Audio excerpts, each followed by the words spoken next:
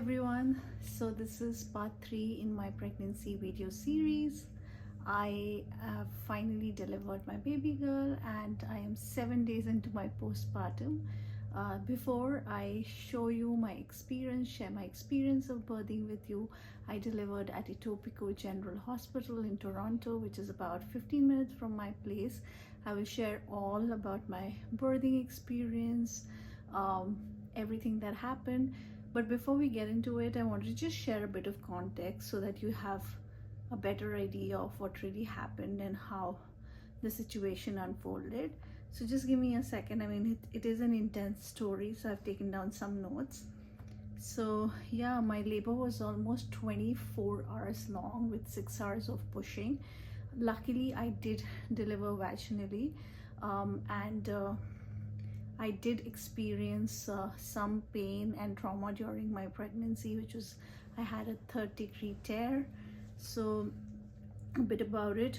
My birthing experience in the hospital at Etobicoke General in Toronto was intense but empowering.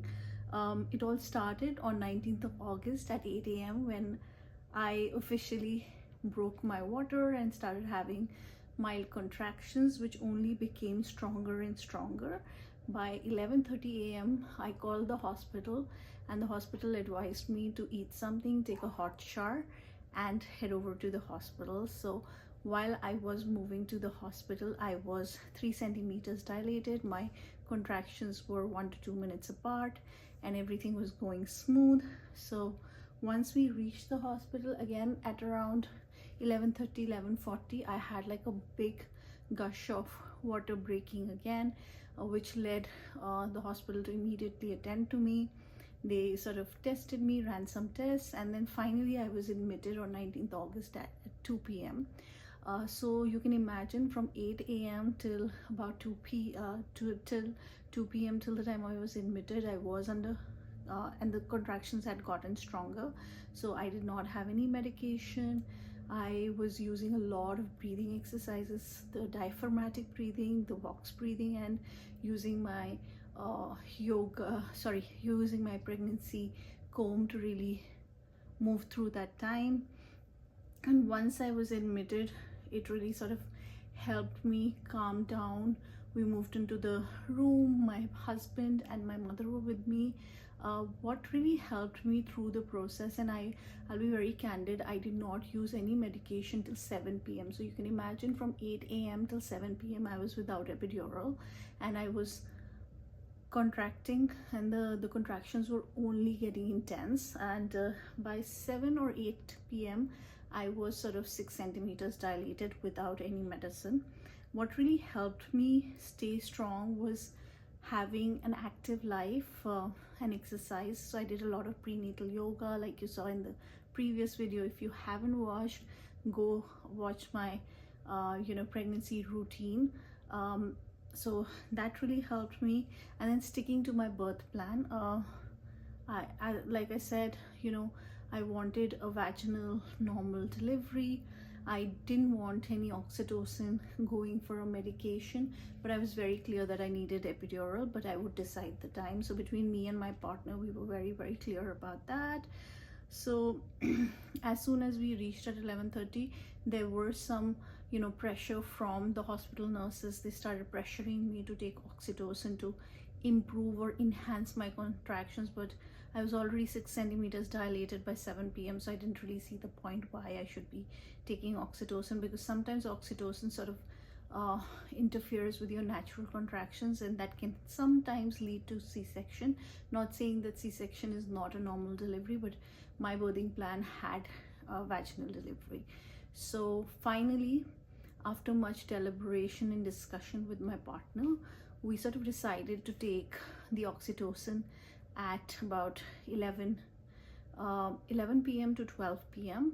11 p.m. to be precise. And then I had before that decided to take epidural, so I took the epidural at 8 p.m. and then things really started moving. So I contracted by 12 a.m. I was 10 centimeters dilated, and then started the grueling an arduous journey of really pushing. I had different sets of nurses coming in every 2 hours, and they would just make me do a lot of pushing, which led to 6 hours of pushing.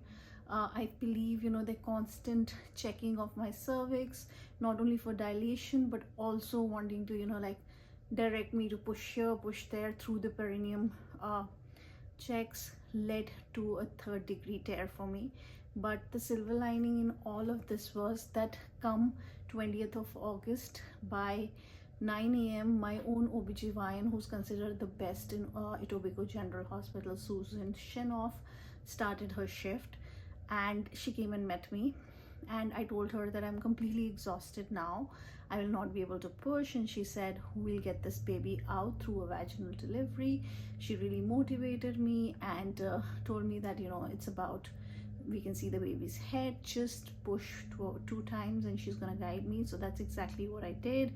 She's a very experienced OBGYN, so I followed her lead. She told me to push in a certain way, I did, and bam, came the baby at 9:20 after 24 hours plus laboring. But I think the silver lining is you get to meet your child and then you forget everything. Luckily, she's born safe, healthy, and her vitals are great. So she's a 7-day-old baby, doing really great. Yeah, so that's very grateful. Apart from this, everything was nice. The nurses were great, the doctors were great at Etobicoke General Hospital, the facility was great. So I will now let you sort of transition to my birthing vlog, where you'll get to see all the snippets. So the contractions have started. They're 1 minute apart, and I'm headed to the hospital now. I'm in the car. I'll reach in 10 minutes.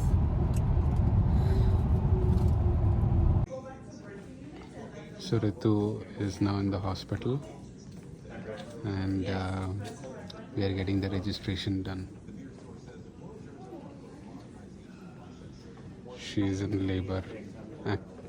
Not sure active, passive, but she's in labor. Contractions have started.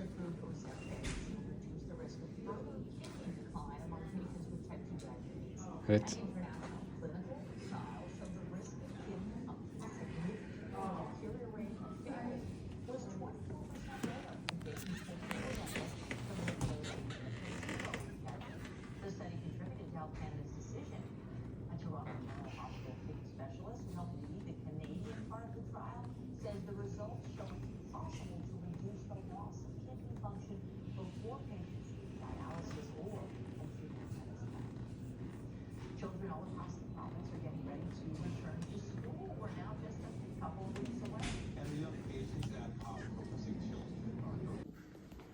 So this is Ritu, 3 centimeters dilated, contractions started.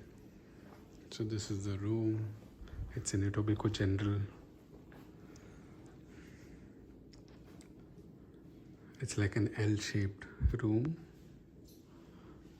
Okay, there's this cover. This is like an entrance cover, curtain. This TV. This is where they'll weigh the baby. And other things. These are some of our bags. This is the recliner. And then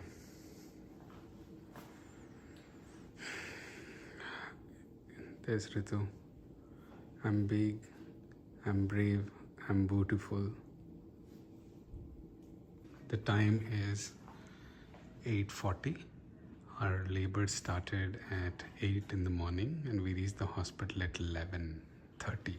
We got the room at 2, and since 2 we've been here. Ritu's pregnancy is going okay. She's now on epidural after suffering a lot of pain. She's now on epidural. Ritu is pretending to sleep, but yes, she's fine. Just thumbs up. Now you should do your regular pose जो पहले किया था ना. So this is the one. I've already shown the room. And I also have this push button for if I need the epidural dose to be increased, but everything is very good. Good. I'm at Etobicoke General Hospital. The nurses are fantastic here.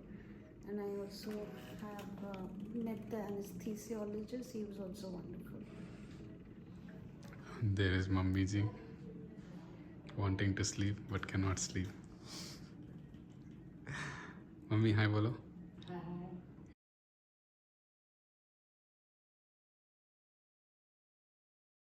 Changes happening, they will stop the medication.